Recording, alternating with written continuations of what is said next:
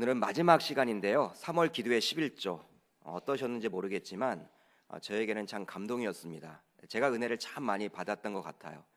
오늘은 범사에 감사하라라는 제목으로 좀 은혜를 나누고자 합니다. 우리가 이렇게 기도의 11조를 하는 목적이 있습니다. 평상시에도 우리가 새벽 제단을 좀 쌓아야 하는데 마음은 원이로되 육신이 약해서 하질 못하잖아요. 여러분들이 이게 훈련이 된다면 내일도 모레도 많이들 나오셔서 일상이 여러분 이렇게 새벽 제단을 쌓게 되면요, 기도의 11조가 필요 없거든요. 그러한 날이 우리 계명교회에 올 줄 믿습니다. 여러분 잘 나와주시길 바라고, 제가 이렇게 겪어보면 새벽에 또 하나님 앞에 부르짖고 가장 정신이 맑잖아요. 이 맑은 정신을 가지고 하나님 앞에 올려드리는 그 기도, 불순물들이 끼어있지 않더라고요. 우리가 저녁에도 물론 중요하고 자신의 시간을 정해서 하는 기도도 중요하지만 새벽에는 잠결에 오시기 때문에 그런지 몰라도 아무튼 집중은 좀 잘 되는 것 같아요. 졸리기도 하곤 하겠지만 여러분들이 잘 훈련 받으셔서 이 새벽에 하나님을 가장 먼저 만나시고 출근도 하시고 학교도 가시고 모든 일상생활을 잘 해나가시기를 바랍니다. 우리는 오늘 범사에 감사하라 이러한 제목으로 말씀을 이제 전할 텐데요. 하나님의 자녀라면 누구나 범사에 감사하라, 이 말씀에 순종을 해야 합니다. 왜냐하면 오늘 본문 데살로니가전서 5장 18절을 보게 되면 이것이 그리스도 예수 안에서 너희를 향하신 누구의 뜻이다? 하나님의 뜻이니라 라고 나와 있어요. 그러니까 하나님이 우리에게 공통적으로 주신 뜻이 바로 무엇이냐면 범사에 감사하라. 그러니까 항상 기뻐하라, 쉬지 말고 기도하라, 범사에 감사하라. 특별히 범사에 감사하라, 이 말은요 우리가 정말 잘 지켜야 해요. 그리고 하려고 노력을 합니다. 그렇지만 잘 안 되죠. 왜 그렇습니까? 이 범사에란 단어가 주는 무게감 때문에 그리 하는 것이죠. 그렇다면 범사에란 단어는 무슨 뜻입니까, 여러분?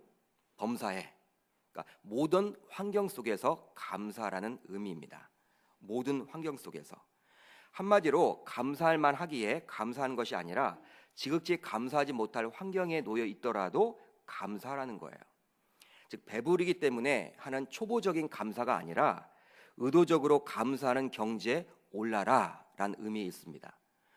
우리 사람들도 감사합니다, 여러분. 보통 뭘 드리게 되면 땡큐 이야기를 많이 하고 감사를 표하는데, 뭘 받았기 때문에 감사하고 뭐가 유익이 되었기 때문에 감사한 것이 아니라 의도적으로 감사할 수 있는 그 경지에 올라라, 그런 의미를 담고 있는 거예요. 여러분, 욥이란 인물을 우리가 잘 알고 있습니다. 욥. 여러분들이 욥하면 어떤 인물로 좀 기억을 하십니까? 욥은 결코 감사할 수 없는 상태였습니다. 감사보다는 오히려 원망을 할 수밖에 없었죠. 왜 그렇습니까, 여러분? 욥은 자녀가 10명이었어요. 10명이었고 많은 재산을 가지고 있었는데 한순간에 모든 재산과 모든 자녀들이 다 사라졌습니다. 순식간에 잃었어요.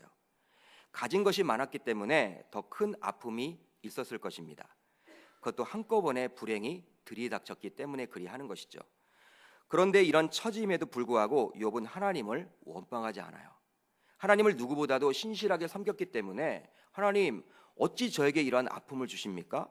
이 10자녀 위해서 내가 얼마나 기도를 했습니까? 그 많던 재산을 가지고 제가 죄 짓는 데 사용하지 않고 주의 몸된 교회와 선교를 위해서 사용했는데 어떻게 그 재산을 다 가져갈 수가 있으십니까? 하나님을 원망해야 될 텐데 원망하지 않아요. 욥기 1장 20절로 22절을 한번 우리가 같이 읽어볼 텐데요, 참 여러분 이 감동이 됩니다. 한번 같이 읽습니다. 시작. 욥이 일어나 겉옷을 찢고 머리털을 밀고 땅에 엎드려 예배하며 이르되 내가 모태에서 알몸으로 나와 사온즉 또한 알몸이 그리로 돌아가 올지라. 주시니도 여호와시오 거두시니도 여호와시오니 여호와의 이름이 찬송을 받으실지니이다 하고, 이 모든 일에 욥이 범죄하지 아니하고 하나님을 향하여 원망하지 아니하니라. 아멘. 다 잃었는데, 그 중요한 자녀들이 다 사라졌는데, 죽게 되었는데, 그 많던 재산이 다 순식간에 물거품이 되었는데 하나님을 어떻게 했다, 여러분? 원망하지 않았다라고 기록을 하고 있어요. 자녀들과 재산을 주신 분도 하나님이시니 가져가시는 분도 하나님이다. 하나님이 가져가시더라도 그 하나님은 찬양을 받으실 수 있는 분이고 예배를 우리가 해야 될 존재라고 그는 이렇게 고백하고 있습니다. 욥은 철저하게 주변 사람들, 즉 자신보다 나은 조건의 사람들을 바라보지 않았어요. 보통 감사할 수 없는 이유는요, 남들과 비교하기 때문에 감사가 되질 않습니다. 이렇게 부모님들 보게 되면요, 우리 자녀가 좀 이렇게 공부를 좀 못하거든요. 못해가지고 목사님 우리 자녀 대학이나 갈 수 있을까요? 이렇게 했는데 대학에 갔습니다. 근데 여러분 좋은 대학에 갔어요. 지방에 있는 국립대에 갔어요. 참 좋죠 여러분. 평소에 공부를 못해서 이 4년제 대학에 들어갈 수도 없는데 이 4년제 대학뿐만 아니라 거의 여러분 국립대에 갔다니까요. 국립대. 기쁜 거 아니에요. 옆집 그런데 친구가 와가지고 우리 아들은 서울의 명문대를 갔다고 이야기를 딱 하면 어떻게 됩니까 여러분? 기뻤다가도 확 뒤집어지죠. 잘났다 정말. 그걸 또 자랑이라고 하니 뭐 이런 이야기를 한단 말이죠. 그러니까 사람들과 보통 비교하면서 이렇게 감사하지 못하는 경우들이 많이 있거든요. 여러분 그러나 욥은 그리하지 않았습니다. 욥이 만약에 자신의 상황 속에서 자신보다 더 잘 나가는 사람을 바라보며 그들을 부러워했다면 어떻게 나에게 이러한 어려움이 닥쳤을까? 여러분 고민하지 않았겠습니까? 근데 욥은 그리하지 않았다라는 거예요. 여러분 욥은 누구를 바라봤습니까? 그런 상황 가운데 하나님을 바라봤다라는 사실입니다.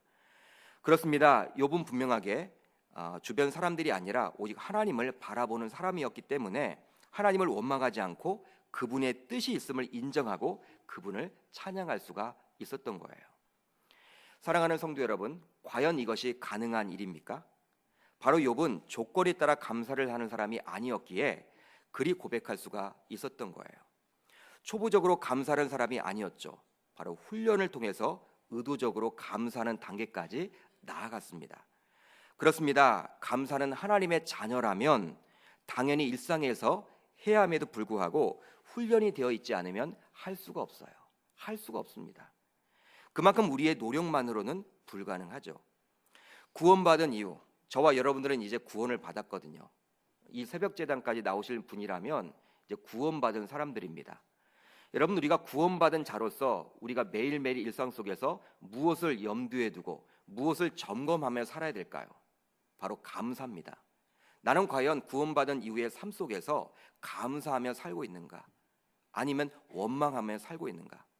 남에게 이렇게 핑계를 대며 살고 있는가? 그래도 이런 상황 가운데 감사가 있는가? 여러분 한번 점검해 보시기를 바랍니다. 오늘 이 시간에는 누가복음 17장의 말씀을 통해서 주님이 주신 이 감사에 대해서 어떻게 주님은 바라보고 있는지, 이 감사에 대해서 주님은 어떻게 이야기를 하고 있는지 한번 살펴보려고 합니다. 그렇게 함으로 완벽하지는 않겠지만 보다 더 나은 감사 생활을 해나갔으면 좋겠다, 저는 그런 마음을 가져요. 이제 여러분 17장 안으로 들어가 보도록 하겠습니다. 17장 1절을 보면요, 어떻게 여러분 기록이 되어 있습니까? 우리 17장 1절을 한번 같이 읽어보도록 하겠습니다. 시작.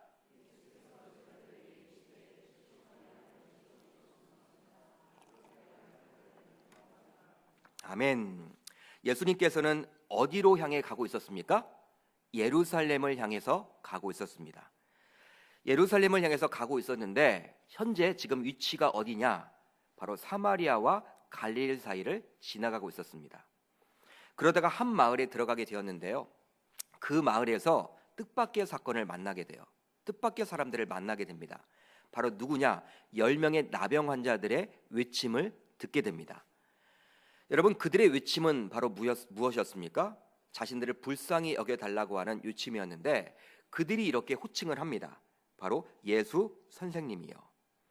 여러분 보통 예수를 가리켜 선생님이라고 부르는 경우도 있고 여러분 또 주여라고 부르는 경우가 있죠. 구체적으로 보게 되면, 그런데 오늘 본문을 보게 되면 어떻게 지금 부르고 있습니까? 예수 선생님이요. 여러분 예수 선생님이라는 그러한 단어를 통해서 우리는 무엇을 알 수가 있냐면 10명의 나병 환자가 예수님께 찾아왔지만 그들은 예수님에 대해서 정확하게 알고 있지 못한다라는 사실이에요.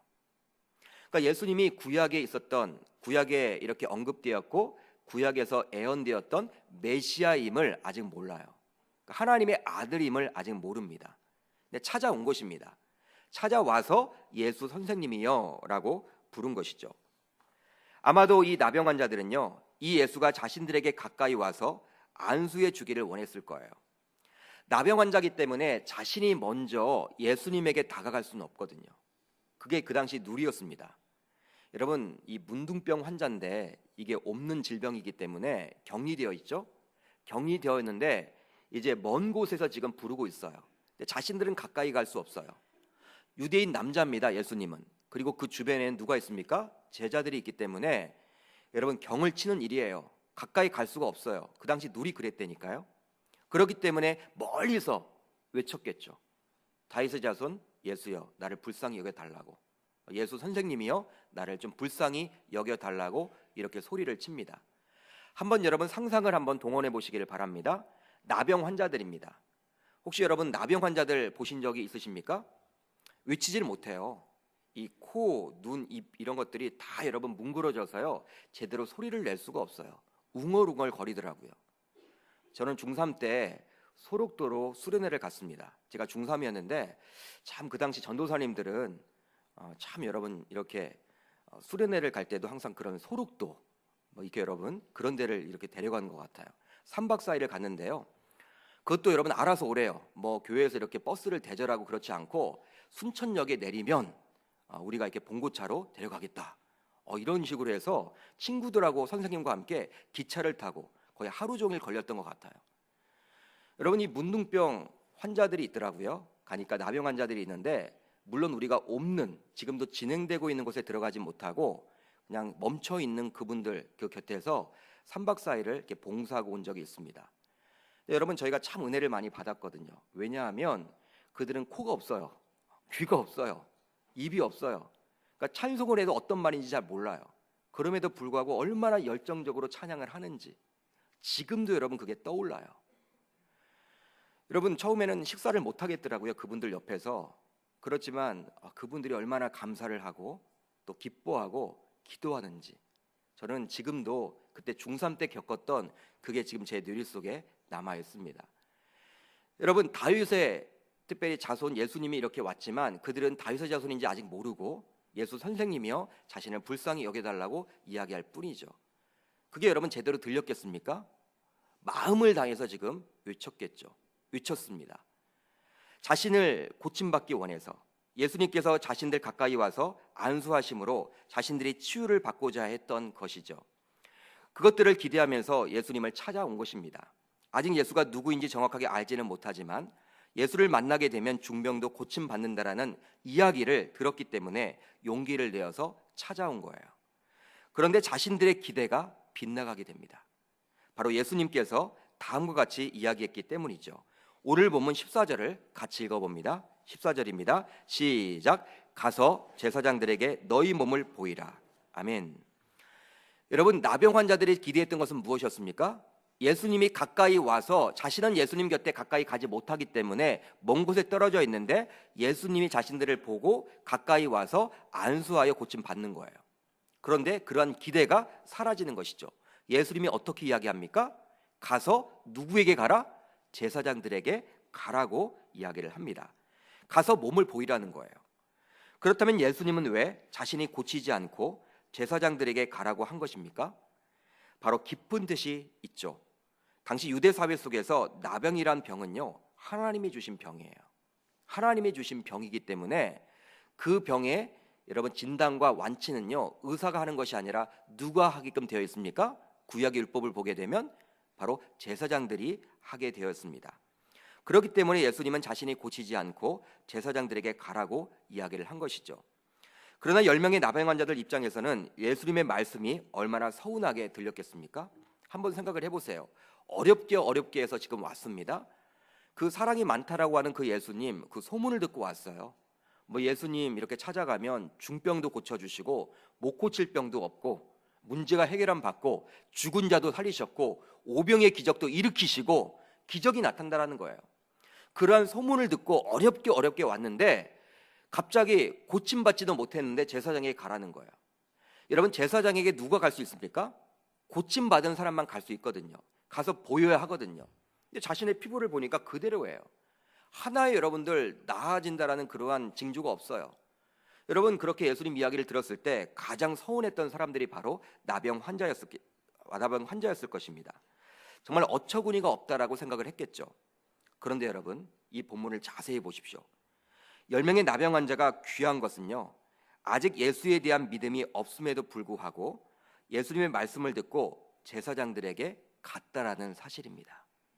아직 고침받지 못했어요. 그러나 순종하고 갔다라는 사실이에요. 결국 제사장들에게 가는 도중에 그들은 깨끗함을 받게 됩니다. 그런데 여러분, 이 본문은요, 이것으로 끝나지 않아요. 이것으로 끝났다면 비록 믿음은 없었지만 그 예수님의 그 말씀에 순종했더니 예수님께서 고쳐주셨구나. 이것도 기적이구나. 기적을 강조하기 위한 본문이구나. 하나님의 치유의 그런 역사구나.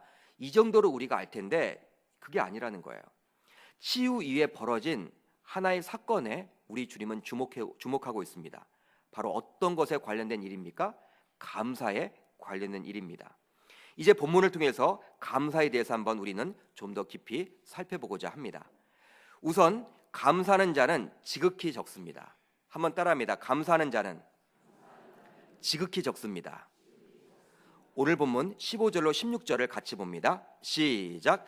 그 중에 한 사람이 자기가 낳은 것을 보고 큰 소리로 하나님께 영광을 돌리며 돌아와 예수의 발 아래에 엎드려 감사하니 그는 사마리아 사람이라. 아멘.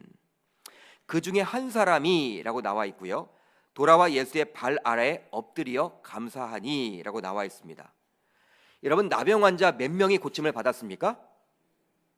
몇 명입니까? 10명의 나병 환자들이 제사장들에게 가다가 고침을 받았거든요. 그런데 예수의 말에 순종하여 제사장들에게 가서 다 고침을 받았는데 예수에게 돌아와서 엎드려 감사의 예를 표했던 사람은 누구였습니까? 한 사람뿐이었어요.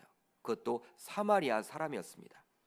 분명히 성경에서는 10명의 나병 환자가 고침을 받았다고 했습니다. 그런데 그 가운데 한 사람만이 돌아와서 감사를 표했어요. 그것도 사마리아인입니다.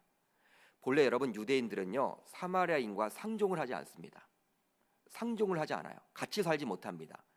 그런데 지금 같이 살았음을 우리가 알 수 있죠. 왜 그렇습니까? 나병에 걸려 있기 때문에 격리를 해야 돼요. 격리.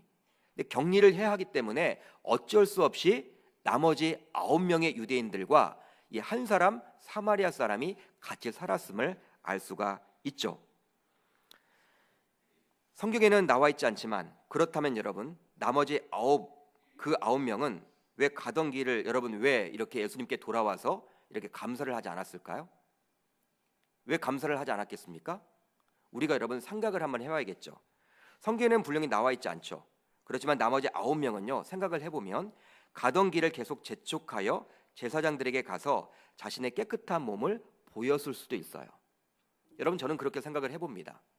그들이 여러분 다른 데 간 것 같지는 않고, 여러분 어디에 가다가 고침 받았어요? 제사장들에게 가다가 고침 받았기 때문에 그냥 고침 받았구나 해서 제사장들에게 간 것입니다. 전 그렇게 여러분 생각을 해봅니다. 그렇게 해야지만 나병에서 해방되었다라는 진단을 받고 일상생활로 돌아갈 수 있기 때문이죠. 물론 제사장들에게 가서 완치 판정을 받는 것도 무척 중요합니다. 완치 판정은 누가 하는 거냐면 제사장들이 하는 거예요. 자신이 나았다고 해서 그냥 돌아다니면 안 돼요. 이 여러분 증서를 써줘야 돼요. 증서를 써줘서 이제는 몇 월 며칠부터는 이제 어느 곳이든지 갈 수가 있고 완치 받았기 때문에 일상생활을 해나갈 수가 있다. 여러분, 이 증서를 가지고 다녀야 합니다. 그렇기 때문에 제사장들에게 찾아가는 것은 정말 중요해요. 그런데 지금 누구 때문에 낫게 되었습니까, 여러분? 누구 때문에 낫게 되었습니까? 주님 때문에 낫게 되었죠. 제사장들이 고쳐준 것이 아니에요. 그러기에 예수께 돌아와서 감사를 표하고 그 다음에 다시 제사장들에게 가도 좋지 않을까요? 먼저 예수님에게 와서 감사의 예를 표하고 제사장들에게 가도 좋아요. 제사장들에게는 언제든지 갈 수 있습니다. 어차피 낫게 되었기 때문에 제사장들에게 찾아가는 것은 뒤에 해도 좋기 때문이에요. 그리고 제사장들은 한 곳에 머물러 계십니다. 언제든지 가도 만날 수가 있습니다. 반면에 예수님은 그렇지 않죠. 예수님은 지금 어디에 가는 입장이었습니까? 예루살렘에 가는 입장이었기 때문에 예루살렘은 멀리 떨어져 있어요. 여러분, 항상 예수님은 돌아다니시잖아요. 여러분 이 10명의 문둥병자들, 이 나병 환자들이 그것을 몰랐겠습니까? 다 알았겠죠. 여러분 알았기 때문에 그가 그들을 찾아온 것 아닙니까? 예? 소문을 듣고 찾아온 거 아니에요, 여러분들? 그런데 지금 어디 갈지도 몰라요. 제사장들에게 여러분들 만약 갔다가 돌아온다고 할지라도 예수님 만날 수 없다 보장할 수가 없는 거예요. 그런데 오직 한 명, 나머지 9은 보이지 않고 오직 한 명, 그것도 유대인들이 상종조차 하지 않는 사마리아 사람만 예수께 찾아와서 엎드려 감사를 표하고 있습니다. 사랑하는 성도 여러분, 이 본문을 통해서도 알 수 있듯이 감사하는 자는 지극히 적습니다. 10명 가운데 1명만이 감사를 했다라는 사실이에요. 고침을 받으면 당연히 감사할 것만 같습니다. 그러나 고침을 받았음에도 불구하고 감사하지 않아요. 감사하지 않아요. 특별히 주님께 감사할 줄을 모릅니다. 뭐라 할까요? 화장실 갈 때와 나올 때가 다른 그 마음처럼 여러분 완전히 달라지고 있어요. 이렇게 감사하기가 쉽지 않기에 우리 주님께서는 저와 여러분들에게 범사에 감사라고 이야기를 하고 있는 것이죠. 여러분 범사에 감사라는 것이 하나님이 우리들에게 주셨던 공통적인 뜻이라고 이야기를 했는데, 여러분 지키기 쉽다면 그걸 뜻이 아니죠. 하나님의 뜻이 아닙니다. 지키기 쉽다면, 아무나 지킬 수 있다면 뜻이 아니겠죠. 지키기 어렵기 때문에, 신자로서 지키기 어렵기 때문에, 그걸 숙제로 우리가 천국 갈 그때까지 그걸 가지고 노력해야 하기 때문에 우리들에게 범사에 감사라고 이야기를 해주고 있는 것이죠. 여러분들은 감사를 하고 살아가십니까? 아니면 감사 없이 살아가십니까? 유대인, 사마리아인이 중요한 것이 아닙니다. 그것이 중요한 것이 아니에요. 피부 색깔이 중요한 것이 아닙니다. 많이 배웠든 못 배웠든 그게 중요한 것이 아닙니다. 신앙의 연조가 얼마나 있느냐, 그것이 중요한 것이 아닙니다. 여러분 나이가 중요한 것도 아니고 또 권력이 중요한 것도 아니고 돈이 중요한 것도 아니고 바로 피부 색깔이 중요한 것이 아니에요. 우리 주님이 주문하고 있고 우리 주님이 보시는 것은 바로 무엇입니까? 바로 감사하는 자인가, 감사하지 않은 자인가, 그걸 가지고 판단하고 계시고 구분하고 계신다라는 사실입니다. 그렇다면 여러분 왜 감사하기가 쉽지 않을까요? 왜 감사가 어렵습니까, 여러분? 감사하는 것은 자신을 지극히 낮추는 것이기 때문입니다. 오늘 본문 16절을 보면요, 우리 같이 읽어봅니다. 시작. 예수의 발 아래에 엎드려 감사하니 그는 사마리아 사람, 이렇게 나와 있습니다. 감사를 하긴 했는데 어떻게 했다고 나와 있습니까? 예수의 발치에 엎드려서 감사를 했다라고 나와 있습니다. 발 아래에 엎드렸다는 것은 무엇입니까? 나는 아무것도 아닙니다. 당신이 하셨습니다. 당신이 나를 고쳐 주셨습니다. 내가 한 것이 아니라 당신만이 하실 수 있습니다. 이런 자신을 낮추는 고백이에요. 여러분 이것이 쉬운 것처럼 보여도 결코 쉽지 않습니다. 신자임에도 불구하고 이 자존심이 무엇인지, 이 자존심 때문에 우리가 감사를 놓치는 경우들도 얼마나 많은지 몰라요. 그걸 잊고 지낼 때가 많이 있다라는 것이죠.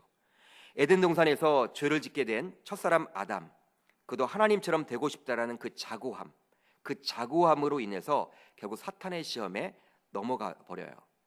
그만큼 사람은 본능적으로 높아지기를 원하지 낮아지기를 원치 않는다라는 사실입니다. 여러분 우리가 새벽제단을 왜 이렇게 강조를 하냐면 새벽제단에 나와서 자신을 낮추는 거예요. 다른 게 아닙니다, 여러분. 새벽제단에 나와서 뭔가를 여러분 응답받는다? 그것도 물론 중요하지만 하나님은 우리의 마음을 보시거든요. 여러분 마음이 열려있고 마음이 투명하고 마음이 깨끗하고 마음이 거룩하고 하나님과의 그 관계에 있어서 이렇게 거리낌이 없다면요, 그냥 우리가 구하지 않아도 하나님은 다 주세요. 여러분 그렇기 때문에 새벽제단에서 달라 그렇게 기도하기보다는 먼저 나 자신을 낮추는 것이 정말 중요합니다. 여러분 이 땅에서 살아가면서 자신을 믿지 마시기를 바랍니다. 요즘에 여러분 이 미투 운동 막 여러분 일어나고 있잖아요. 나도 당했다. 여러분 이런 운동들이 지금 뭐 다 벌어지고 있지 않습니까? 유력 정치인도 여러분 얼마나, 다음 대통령까지 바라봤던 사람도 여러분 얼마나 그렇게 돼버렸어요. 자기 자신을 믿을 시대를 우리는 살고 있지 않아요. 여러분 나 자신을 믿지 마십시오. 여러분 목회자인 저도 마찬가지고 여러분들도 마찬가지입니다. 순간에 넘어가는 거예요. 그걸 막기 위해서 우리는 어떻게 해야 됩니까? 새벽에 나와서 하나님 앞에 붙들고 기도하는 거예요. 하나님, 자신을 지켜달라고, 나 자신을 지켜달라고, 나를 믿지 않도록 해달라고, 나를 낮추는 훈련을 하는 것이 바로 저는 새벽 제단이라고 생각을 합니다. 왜? 사람은 자고 하기 때문에, 높아지기 때문에, 자꾸 잘난 척 하려고 하기 때문에. 칭찬받으면 여러분 다 좋아하잖아요. 여러분, 그 칭찬 속에서도 우리는 나 자신을 낮추는 훈련을 계속해야 하는 것이죠. 사람이란 게 그런 거예요. 높아지려고 하는 그것 때문에 망하는 것입니다. 저는 개인적으로 오늘 본문을 묵상하면서 참 안타까웠어요. 나병 환자로서 처음 예수를 찾아왔던 그들, 여러분, 처음 예수님을 찾아왔을 때 어떤 마음이었겠습니까? 고침받고 싶다, 이 나병에서 해방받고 싶다, 내가 고침받기만 한다면 내가 이제 열심히 살겠다. 여러분, 이런 안타까운 마음을 가지고 어렵게 예수님 찾아왔잖아요. 왔으면 이제 고침받고 나서 어떻게 해야 합니까? 예수님에게 여러분 찾아와서 감사를 표해야 되지 않을까요? 자신을 낮춰야 되지 않을까요? 여러분, 고침받았다는 거 그 자랑하기보다는, 빨리 일상생활 가는 것보다는 예수님에게 찾아와서 감사를 하면서 자신을 낮추는 그 훈련을 해야 되지 않겠습니까? 근데 그렇게 하지 못하는 그들의 모습을 바라보면서 혹시 나는 그렇게 살고 있지 않은지, 저는 반성해보는 시간이었습니다. 이제 결단합시다. 저와 여러분들 모두 오늘 본문에 나온 사마리아 사람과 같이 감사의 사람이 되기를 바랍니다. 감사의 사람이 될 수 있기를 바랍니다. 9명의 그 유대인들처럼 사지 마시고, 비록 사마리아 사람이라고 손가락질을 당했지만 우리 주님께서 주목하고 있는 그 감사하는 사람, 저와 여러분들이 되어야 될 줄 주님의 이름으로 축복합니다. 다음으로 감사하는 자를 주님은 찾으십니다. 한번 따라합니다. 감사하는 자를 주님은 찾으십니다. 오늘 본문 17절입니다. 같이 읽습니다. 시작. 예수께서 대답하여 이르시되 10사람이 다 깨끗함을 받지 아니하였느냐? 그 9은 어디 있느냐? 아멘. 우리 주님은요, 사마리아 사람 한 사람이 와서 감사를 표했지만 그것으로 기뻐하지 않아요. 오히려 나머지 9은 어디 있느냐? 한번 따라합니다. 나머지 9은 어디 있느냐? 이렇게 물어요. 그 9은 어디 있느냐란 말을 통해서 나머지 9도 지금 이 자리에 와서 나에게 감사를 표해야 되는데 어디가 있지? 하는 그 안타까운 마음이 묻어나 있는 것입니다. 주님은 10명의 나병 환자를 깨끗하게 고쳐주시면서 기대했을 것입니다. 그들이 자신에게 바로 찾아와서 엎드려 감사하기를 말이죠. 그렇지만 이것은 기대로만 남게 됩니다. 현실은 한 명만 찾아오게 돼요. 그런데 한 가지 더 살펴봐야 하는 것은, 감사하러 온 사마리아 사람은 큰 소리로 하나님께 영광을 돌렸다라는 사실이에요. 15절을 보면 이렇게 기록이 되어 있죠. 같이 읽습니다. 시작. 큰 소리로 하나님께 영광을 돌리며 돌아와 라고 기록을 하고 있습니다. 그런데 우리 주님의 반응이 정말 여러분 이상합니다. 18절을 여러분 한번 같이 읽어봅니다. 시작. 이 이방인 외에는 하나님께 영광을 돌리러 돌아온 자가 없느냐 하시고. 여러분, 이것은 뭐예요? 한마디로 주님은 감사로 온 사람이 하나님께 영광을 돌리고 있다라고 확인해주고 있는 거예요. 여러분, 자신에게 지금 무릎을 꿇고 감사를 표하고 있지만 이게 누구에게 한 것이다? 하나님에게 한 것이다. 하나님에게 한 것이다. 하나님에게 영광을 돌리러 오잖아요. 여러분, 그런데 우리 주님께서는 이 이방인 외에는 하나님께 영광을 돌리러 온 자가 없다라고 이야기를 했다라는 것은, 이 이방인은 누구에게 영광을 돌리고 있다? 하나님에게 영광을 돌리고 있다. 그렇게 지금 이야기를 해주고 있는 것입니다. 예수님은 자신이 지금 감사를 받고 있지만 이 감사를 받을 주체가 자신이 아니라 누구임을 고백하는 것입니까? 하나님임을 고백하고 있는 거예요. 자신의 서운한 감정을 결코 이야기하지 않습니다. 오직 하나님께 영광 돌리지 않은 그 9명에 대해서 안타까운 마음을 가지고 있는 것이죠. 그렇다면 나머지 9은 누구입니까, 여러분? 바로 유대인들입니다. 18절의 시작이 이 이방인 외에는으로 시작을 하고 있기에 그렇습니다. 유대인들이라면 누구나 하나님께 영광을 돌려야 합니다. 그것을 어릴 적부터 보고 배웠습니다. 그리고 귀가 따갑도록 들어왔습니다. 그런데 오늘 본문을 보면 오히려 이방인인 사마리아 사람이 하나님께 영광을 돌리고 있고, 나머지 9명의 유대인들은 이 자리에 보이질 않아요. 여러분, 나병이란 병이 누가 주신 병입니까? 하나님이 주신 병이에요. 그리고 하나님이 고쳐주시는 병이에요. 그렇기 때문에 그들 9 모두 하나님께서 고쳐주셨음을 알고 계셨어요. 여러분, 자신이 깨끗하게 고침 받았으면요, 이게 여러분 갑자기 일어난 일이 아니라 뭐예요? 하나님이 고쳐주셨다, 때가 되매. 여러분, 그렇기 때문에 와서 하나님께 영광을 올려야 하는데 지금 제사장들에게 찾아가고 있는 그들의 모습 참 안타깝죠. 그걸 여러분, 우리 주님이 안타까워 하시는 것입니다. 누구보다도 하나님에 대해서 잘 알고 있다라고 자부했던 유대인임에도 불구하고 하나님께 영광을 돌리고 있지 않아요.